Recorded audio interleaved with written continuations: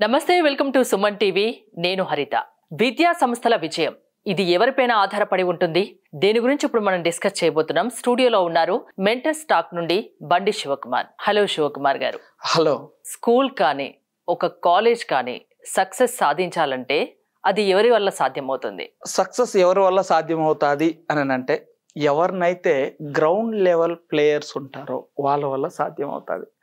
స్కూల్లో ground level players అంటే ఎవరు?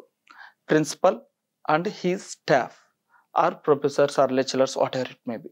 వీళ్ళ వల్లనే ఆ స్కూల్ యొక్క విజయం అనేది రాసి పెట్టుంటుంది. ఎలా అయితే ఒక లారీ కొన్నప్పుడు ఆ డ్రైవర్ చేతిలో ఆ ఓనర్ జీవితము ఆ లారీ జీవితం ఆధారపడి ఉంటుందో, ఒక స్కూల్ కన్స్ట్రక్ట్ చేసిన ఓనర్ చేతిలో లేదు, ఆయన హైర్ చేసుకున్న ప్రిన్సిపల్ చేతిలో వాళ్ళ యొక్క టీం చేతుల్లో ఉంది ఆ స్కూల్ని ఎక్కడికి తీసుకెళ్లాలనేసి. మనం ముఖ్యంగా ప్రిన్సిపల్ గురించి మాట్లాడదాం. వాళ్ళ టీం అనేది ఫర్దర్ తర్వాత ఫస్ట్ అయితే ప్రిన్సిపల్ గారే.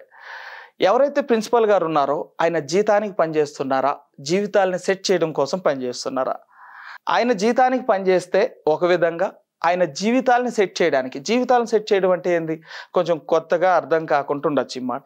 ఈ స్కూల్ని పెట్టిన మేనేజ్మెంట్ జీవితాలు కావచ్చు, ఈ స్కూల్ని నమ్ముకొని జాబ్ చేస్తున్న లెక్చరర్స్కి మంచి పేరు రావాలన్నా, ఈ స్కూల్లో నమ్ముకొని చదువుతున్న విద్యార్థులు జీవితాలు మారాలన్నా ఈయన జీతానికి కాకుండా జీవితాల కోసం పనిచేయాలని షార్ట్ కట్లో చెప్పాను. ప్రిన్సిపల్ అనే ఒక వ్యక్తి ఎప్పుడైతే జీతం గురించి కాకుండా జీవితాల గురించి ఆలోచిస్తారో ఆ వ్యక్తిని ఎంప్లాయ్ అన్నారు, లీడర్ అంటారు. ఆ లీడర్షిప్ ఉండడం వల్ల ఏమవుతుందంటే తన కింద ఉండే స్టాఫ్కి ఎగ్జాక్ట్లీ కాలేజ్ సిచ్యువేషన్ ఏందో చెప్పి వన్ డ్రీమ్ కోసం వన్ టీమ్గా కలిసి పనిచేస్తారు. అదే జీతం కోసం అనుకోండి, సిలబస్ పూర్తయిందా, మ్యాథ్స్ టీచర్ కరెక్ట్ టయానికి వెళ్ళాడా, స్టూడెంట్స్ ఎంతమంది వస్తున్నారు, ఇలా సాదా సీదా మాటలతోనే రోజు గడుస్తుంది, రోజులు కూడా గడుస్తుంది.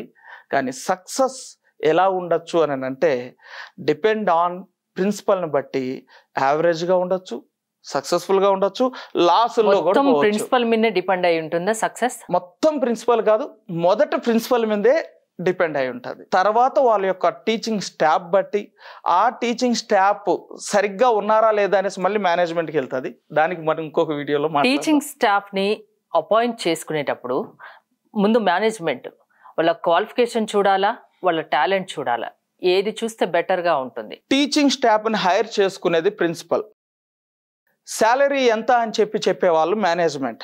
ఈ శాలరీలో ఇలా సెట్ చేయనేసి అప్పుడు ఆ శాలరీలో మేనేజ్మెంట్ ఏం తక్కువ శాలరీలు ఇచ్చి ఎక్కువ క్వాలిఫైడ్ పర్సన్ తీసుకురామని చెప్పరు.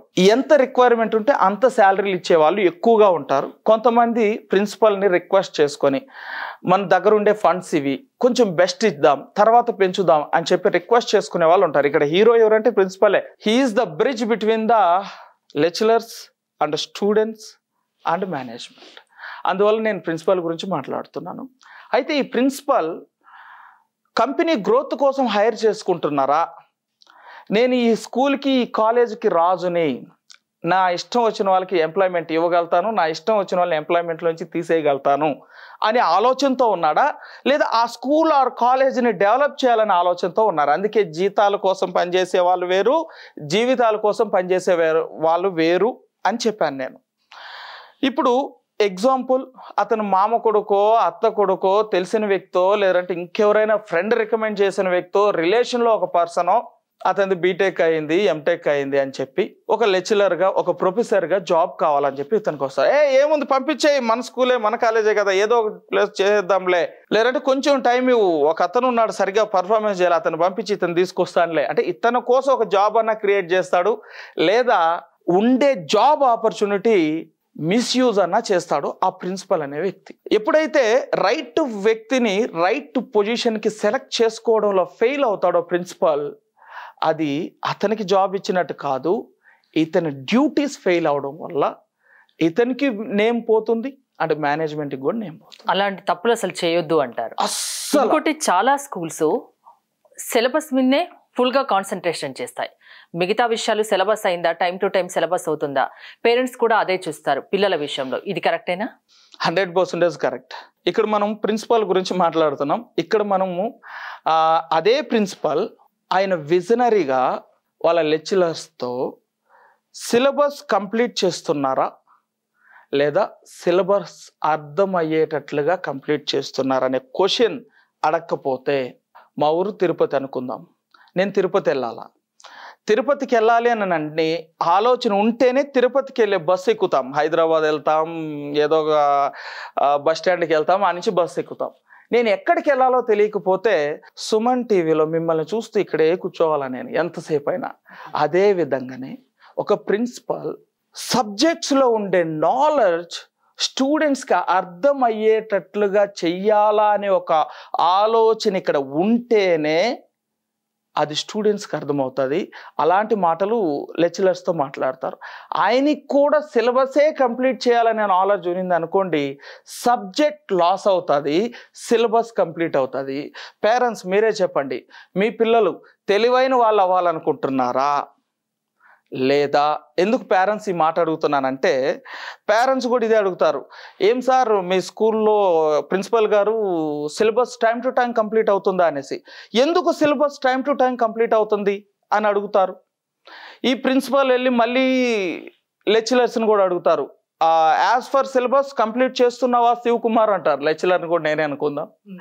నన్ను వచ్చి అడుగుతారు, యాజ్ ఫర్ సిలబస్ కంప్లీట్ చేస్తున్నావా శివ్ కుమార్ అంటే, ఎస్ సార్ కంప్లీట్ చేస్తున్నావు అంటాం. ఇక్కడ లెక్చరర్కి కూడా సిలబస్ కంప్లీట్ చేయడమే కావాలా, అక్కడ పేరెంట్స్ కూడా సిలబస్ కంప్లీట్ చేయడమే కావాలా. చెప్పింది పిల్లలకు అర్థమవుతుందా లేదా అన్నది ముగ్గురికి అవసరం లే. అందుకు ఆ ముగ్గురికి అవసరం లేదంటే, మొదటి వ్యక్తి అయిన ప్రిన్సిపల్కే ఆలోచన లేదు. తల్లిదండ్రులు చదువుకున్న వాళ్ళు ఉండొచ్చు, చదువు లేని వాళ్ళు ఉండొచ్చు, వీళ్ళకి దాని గురించి ఐడియా లేదు. స్కూల్స్ అయినా కాలేజెస్ అయినా చేస్తున్న మేజర్ మిస్టేక్స్ ఇది. వాళ్ళు సబ్జెక్ట్ అర్థమయ్యేటట్లుగా చెప్తారు. ఇంకోటి, పిల్లలు పేరెంట్స్ ఎప్పుడైనా స్కూల్కి వెళ్ళినప్పుడు ప్రిన్సిపల్ కానీ టీచర్స్ కానీ ఒక్కోసారి కరెక్ట్ సమాధానం ఇవ్వరు. వాళ్ళ గురించి, పిల్లల గురించి తెలుసుకుందామని వెళ్తే ఇది కరెక్టేనా? అసలు ఇది కరెక్ట్ కాదు కాబట్టి మీరు ఆ క్వశ్చన్ అడిగారు. చాలా మంది పేరెంట్స్ మాట్లాడే మాటలు ఏంటంటే, ఈ స్కూల్లో రెస్పెక్ట్ కూడా ఉండదు, విలువలు కూడా ఉండదు. మేము ఎప్పుడైనా మా పిల్లల పర్ఫార్మెన్స్ ఎలా ఉందని వెళ్ళినప్పుడు స్కూల్స్ లాస్ కావడానికి ఇది మేజర్ రీజన్. ఇలా ఆలోచిస్తూ ఉంటారు. ఎవరు? పేరెంట్స్ అనే వాళ్ళు ఆలోచిస్తూ ఉంటారు. నేనేం చెప్తానంటే, స్కూల్స్ అండ్ కాలేజెస్కి మన పాత రోజుల్లో మన తాతలు ముత్తాతలు నేర్పించింది అతిథి దేవో భవ అంటే, guest is my God in ఇంగ్లీష్లో. అతిథి దేవుడితో సమానం. మన స్కూల్లో జాయిన్ చేసిన తల్లిదండ్రులు మనకు దేవుడితో సమానం. ఎందుకనంటే, వాళ్ళు కట్టే ఫీజులతో వీళ్ళకి జీతాలు ఇస్తుంటే, ఈ జీతాలతో వాళ్ళ జీవితాలని నడుపుతున్నారు. జీవితాలు ఇన్నిచ్చే పేరెంట్స్ని దేవుళ్ళతో చూడడం తప్పంటారా? కాదంటారు. కానీ అది మర్చిపోతున్నారు. ఆ ఆలోచన లేదు. ఇక్కడ తప్పు రాంగ్ అని అంటే, పాపం ఆ ఆలోచనే లేకపోవడం వల్ల, వాళ్ళకుండే వర్క్ ప్రెజర్స్ వల్ల, వాళ్ళకుండే ఈఎంఐస్ వల్ల, వాళ్ళకుండే కమిట్మెంట్స్ వల్ల అంతగా ఆలోచించుకోలేకపోతున్నారు. ఇవన్నీ చిన్న చిన్న విషయాలు తట్టి చెప్పితే అప్పుడు ఇవి తెలుసుకొని ముందుకెళ్ళి ఆ స్కూల్ని డెవలప్మెంట్ చేసుకోవడానికి ఇప్పుడు ప్రిన్సిపల్ మారుతాడు. అలాగనే వాళ్ళ టీం ఏదైతే ఉందో ఆ టీంకి కూడా ట్రైనింగ్ ఇవ్వాలి. ఆ ట్రైనింగ్ ఏమి ఇవ్వాల్సింది ఉంటుంది. నేను ఇంతకుముందు ఒక మాట చెప్పా, రైట్ హై ప్యాకేజ్ ఇచ్చి బెస్ట్ టీచర్ని మీరు పెట్టుకున్నా, మీ స్కూల్ మీ కాలేజ్లో ఉండే మంచి ఎన్విరాన్మెంట్ లేకపోవడం వల్ల బెస్ట్ టీచర్ కూడా నార్మల్ పర్ఫార్మర్గా మారిపోతాడు. అంటే ఎలా చెప్పొచ్చు అంటే, ఒక గంజాయి తోటలో ఒక తులసి మొక్క పెడితే అది కూడా గంజాయి తోటకి ఎలా మారిపోతుందో అలాగా. నేనేమంటా అంటే, గంజాయి తోట మొత్తాన్ని తులసి మొక్కల తోట చేయాలని అంటాను. అంటే దీని అర్థం, అంటే చిన్న తప్పు కూడా జరగకూడదు. చిన్న తప్పు కాదు. దీని అర్థం ఏంటంటే, మీరు బెస్ట్ టీచర్స్ కావాలా, బెస్ట్ ప్రొఫెసర్స్ కావాలని ఆలోచించే దానికంటే ముందు మీ దగ్గర ఉండే వాళ్ళందరినీ బెస్ట్ అనుకునే పెట్టుకున్నారనే ఆలోచన ఫస్ట్ గుర్తుపెట్టుకోండి. వీళ్ళు వేస్ట్ అని మీరు పెట్టుకోవాలా, బెస్ట్ అనుకునే పెట్టుకున్నారు. కాకపోతే వాళ్ళ షార్ప్ అనేది మొద్దుబారిపోయింది, షార్ప్నెస్ అనేది పడిపోయింది. ఆ షార్ప్నెస్ మాలాంటి వ్యక్తుల ద్వారా వాళ్ళకి స్కిల్ డెవలప్మెంట్ చేసి, ఆ స్కిల్ డెవలప్మెంట్ మెంటల్ స్టాక్ నుంచి మేము సర్టిఫికేట్స్ ప్రొవైడ్ చేస్తాం. చేస్తాం, ఒక బెస్ట్ పబ్లిక్ స్పీకర్ గా తయారు చేస్తాం, ఒక బెస్ట్ కమ్యూనికేటర్ గా తయారు చేస్తాం, ఒక బెస్ట్ ప్రాబ్లమ్ సాల్వింగ్ స్కిల్స్ ఉండే వ్యక్తిగా తయారు చేస్తాం, ఒక బెస్ట్ డెలివరీ స్కిల్స్ ఉండే వ్యక్తిగా, లెసన్స్ చెప్పే లెసన్స్ అతనికి అర్థమయ్యేటట్లుగా ఎలా చెప్పాలో అనే ఇలాంటి స్కిల్స్ నేర్పించి త్రూ ద మెంటల్ స్టాక్ దగ్గర నుంచి మేము సర్టిఫై చేస్తాం. దీనివల్ల స్కూల్స్ కానీ కాలేజెస్ కానీ సక్సెస్ సాధించాలంటే మెంటల్ స్టాక్ అవసరం ఉంది, అంతేనా? అంతేనండి. ఇంకోటి ఫైనల్ గా మీటింగ్స్ జరుగుతుంటాయి జనరల్ గా ఏ బిజినెస్ లో అయినా, స్టాఫ్ కి కానీ అండ్ ప్రిన్సిపల్ కానీ మేనేజ్మెంట్ కానీ కొన్ని మీటింగ్స్ జరుగుతుంటాయి. అవి వాళ్ళు పిల్లల దగ్గర కొందరు షేర్ చేస్తూ ఉంటారు కదా, అలా చేయడం వల్ల ఎలాంటి లాస్ ఉంటుంది? మేనేజ్మెంట్ అండ్ ప్రిన్సిపల్ స్టాఫ్ కలిపి ఒక మీటింగ్ జరుగుతుంది. ఆ మీటింగ్ ఎందుకు జరుగుతుంది? డెవలప్మెంట్ కోసం, ఇంకేం చేయాలి అనేది. ఎగ్జాక్ట్లీ ఉన్న సిచ్యువేషన్ మాట్లాడుకుంటారు. ఆ సిచ్యువేషన్స్ ఏంటంటే మనం లాసెస్ లో ఉన్నాం, ప్రాఫిట్స్ రావట్లా, లేదంటే యావరేజ్ గా ఉన్నాం, ఇంకా ప్రాఫిట్స్ కావాలా, ఆల్రెడీ మనం సక్సెస్ లో ఉన్నాం, ఇట్లా ఈ 3 విషయాల్లో మాట్లాడుతుంటారు. ఈ మాట్లాడుకునేటట్లుగా మన ఇద్దరం మాట్లాడుకున్నట్టుగా మంచిగా మాట్లాడుకుంటారా? వాళ్ళ కోపం అంటే సక్సెస్ లో వెళ్ళేటప్పుడు మంచిగా మాట్లాడి స్వీటో కేకో ఇస్తారా, అది వేరే. యావరేజ్ గా లాసెస్ లో ఉండేటప్పుడు వాళ్ళు అరుస్తారు. మేనేజ్మెంట్ అనే వాళ్ళు అరిచినప్పుడు ఇక్కడ ప్రిన్సిపల్ వింటాడు. ప్రిన్సిపల్ దగ్గర లీడర్షిప్ ఉంటే ఒక పొరపాటు జరగదు, లేకపోతే చాలా పొరపాట్లు జరుగుతాయి. అది ఏందని చెప్తాను. ప్రిన్సిపల్ వింటాడు, స్టాఫ్ వింటుంది. వీళ్ళు తిట్టేసి వెళ్ళిపోయినారు. ఫౌండర్ అవసరం లేదా? మేనేజ్మెంట్ అంటేనే ఫౌండర్స్, అడ్మినిస్ట్రేటివ్ అంటే ప్రిన్సిపల్స్ అండ్ టోటల్ వాళ్ళ టీమ్ అనేసి వస్తుంది. ఈ ఫౌండర్స్ ఎవరైతే ఉంటారో తిట్టి గిట్టి వెళ్ళిపోతారు. According to the Newton's law there is a action we have the another reaction అనేసి ఒక మాట చెప్తారు కదా. ఆ విధంగా వాళ్ళు తిట్టిపోయిన తర్వాత యాక్షన్ జరిగింది, దానికి రియాక్షన్ జరగాల లేదా? ఇప్పుడు ప్రిన్సిపల్ కూడా తిడతాడు.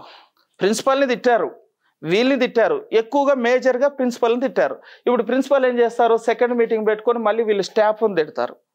ప్రిన్సిపల్ ఆయనకుండే ఫ్రస్ట్రేషన్ మొత్తం లెక్చరర్స్ మీద, వాళ్ళ స్టాఫ్ మీద చూపించాడు. ఇప్పుడు స్టాఫ్ ఎవరిని తిట్టాలా? పిల్లల మీద చూపిస్తారా? అబ్బో కరెక్ట్ గా చెప్పారు. పిల్లల మీద వెళ్ళి చూపిస్తారు. పిల్లల మీద చూపించినప్పుడు మళ్ళీ చెప్తున్నా, ప్రతి ఒక్కరికి యాక్షన్ కి రియాక్షన్ ఉంటుంది. మరి పిల్లలు పోయి ఎవరికి చెప్పాలా? పేరెంట్స్ చెప్పుకుంటారు. పేరెంట్స్ కి చెప్పారు. ఇక్కడ నేను తర్వాత చెప్తా పిల్లల గురించి. ఈ లెక్చరర్స్ ఇక్కడ జరిగే ప్రాబ్లం సమస్యలంతా వాళ్ళ బెస్ట్ స్టూడెంట్స్ అనుకున్న వాళ్ళకి వెళ్ళి చెప్తారు. అరే అనవసరంగా జాయిన్ అయినా ఈ స్కూల్లో, ఈ కాలేజ్లో, నాకు వేరే దగ్గర ఆఫర్ వచ్చింది, అయినా కానీ ఈ కాలేజ్ మాకు ఇంటికి దగ్గరనో లేదంటే నాకు తెలిసిన వాళ్ళు ఉన్నారనేసి జాయిన్ అయినా. వేస్ట్ అంటే వేస్ట్ కాదు ఇది అనేసి వీళ్ళు జీతాలు ఇవ్వలేరు కానీ, లేదంటే వీళ్ళు మంచి ప్రొవైడ్ చేయలేరు కానీ, అట్లా స్కూల్కి వాళ్ళు చెప్పిన డ్రాబ్యాక్స్ స్టూడెంట్కి చెప్పేస్తాడు. ఒక స్టూడెంట్కి చెప్తే అది అలా అలా అలా వెళ్ళిపోతుంది. అలా ఒక వారంకి అంతా మొత్తం ఆ స్టూడెంట్స్కి అంతా తెలుస్తుంది. ఈ స్టూడెంట్స్తో పాటు అంటే ఒక ఫిమేల్కి కానీ చెప్తే, ఒక ఫిమేల్ స్టూడెంట్ చెప్తే ఈమెయిల్ కంటే స్పీడ్గా అందరికి చేరుతుంది. వీడికి చెప్తే వారం పడితే ఈకి చెప్తే గంటలో రీచ్ అయిపోతుంది అని అంటారు కొంతమంది. అది ఎంతవరకు నిజమో నాకు తెలియదు కానీ ఇది స్టూడెంట్స్కి వెళ్తే స్టూడెంట్స్ నుంచి ఇలాంటి చిన్న చిన్న మిస్టేక్స్ ఏ కాలేజ్ కానీ స్కూల్స్ కానీ చెయ్యొద్దు. దీనివల్ల కూడా లాస్ లోకి వెళ్ళే ప్రమాదం ఉంది, స్కూల్ నేమ్ పడిపోయే ఛాన్స్ ఉంది. ఇది ఇంకొక సో ఇలాంటి మిస్టేక్స్ జరగకుండా ఉండాలంటే మెంటల్ స్టాక్ అవసరం ఉంది, సంప్రదించవచ్చు అని అంటారు, అంతేనా? అంటారు. దీంట్లో ఇంకొకటి కంప్లీట్ చేసేద్దాం. స్టూడెంట్స్ దగ్గర నుంచి నెగిటివ్ ఎవరికి వెళ్తుంది అంటే, ఆ స్కూల్లో ఇంకా ఎవరైనా జాయిన్ అవ్వాలనుకున్న వాళ్ళకి, ఫ్రెండ్స్కి, వాళ్ళకి చెప్తారు. ఒక ఇంజనీరింగ్ కాలేజ్ని కన్సిడర్ చేయండి, అరే అనవసరంగా జాయిన్ అయిపోయినారా ఫైనల్ ఇయర్ వాళ్ళు మాట్లాడతారు. అనవసరంగా వేరే కాలేజ్ అంటే ఈ కాలేజ్ కంటే వేరే కాలేజ్లో జాయిన్ అయితే బాగున్నాను, ఈ కాలేజ్లో జాయిన్ అయినాను, చాలా తప్పు చేసినాము అని ఇలా చెప్పడం వల్ల కొలీగ్స్ అంటే జాయిన్ అయ్యే వాళ్ళు రాకపోవడం, అంటే కొత్తగా జూనియర్స్ రాకపోవడం. నెక్స్ట్ వీళ్ళు వెళ్ళి ఏం చేస్తారు, వీళ్ళు 1, 2 సబ్జెక్టులలో ఫెయిల్ అయి ఉంటారు. ఫెయిల్ అయినందుకు వీళ్ళ అమ్మ నాన్న అడుగుతారు, ఏం రా నేను ఇంత లక్షలు కట్టి ఫీజులు కట్టి చదివిపిస్తా ఉన్నా, నువ్వు ఇలా ఫెయిల్ అయినావు అని అడిగితే అప్పుడు వీళ్ళు ఏం చెప్తారు, భలే కాలేజీలో జాయిన్ చేసినావులే, అక్కడ సరైన క్వాలిటీ టీచర్స్ లేరు, లెక్చరర్స్ లేరు, ఎప్పుడు గొడవలే, మేనేజ్మెంట్కి వాళ్ళకి జీతాలు ఇవ్వరని మొత్తం చెప్పేస్తారు. అప్పుడు వీళ్ళు ఏం చేస్తారు, పేరెంట్స్ పల్లెల్లో ఉండొచ్చు లేదా చుట్టుపక్కల వాళ్ళు ఉండొచ్చు, ఎవరైనా వచ్చి ఎంక్వైరీస్ చేస్తారు, ఈ విధంగా మీ కొడుకుని చదివిపిస్తున్న ఆ కాలేజ్ మంచిదని. దరిద్రం, అనవసరంగా జాయిన్ చేసిన మా కొడుకు ఈ ఇయర్ అయితే బయట వచ్చేస్తాం, ఇలా నెగిటివిటీ అనేది ఎక్కువైపోవడం, తెలియకుండానే అది పాకుతూ పోతుంది. కాబట్టి ఇలాంటి ఛాన్స్ కూడా ఇవ్వద్దు. చిన్న చిన్న విషయాల్లో కూడా చాలా జాగ్రత్తగా పడాలా. సో ఇప్పుడు చాలా జాగ్రత్తగా ఉండాలి. ఇప్పుడు థ్యాంక్ యూ శివకుమార్ గారు. మీరు మెంటర్ స్టాక్ ని సంప్రదించాలనుకుంటే స్క్రీన్ పై స్క్రోల్ అవుతున్న నెంబర్స్ కి కాల్ చేయొచ్చు. చూస్తూనే ఉండండి సుమన్ టీవీ.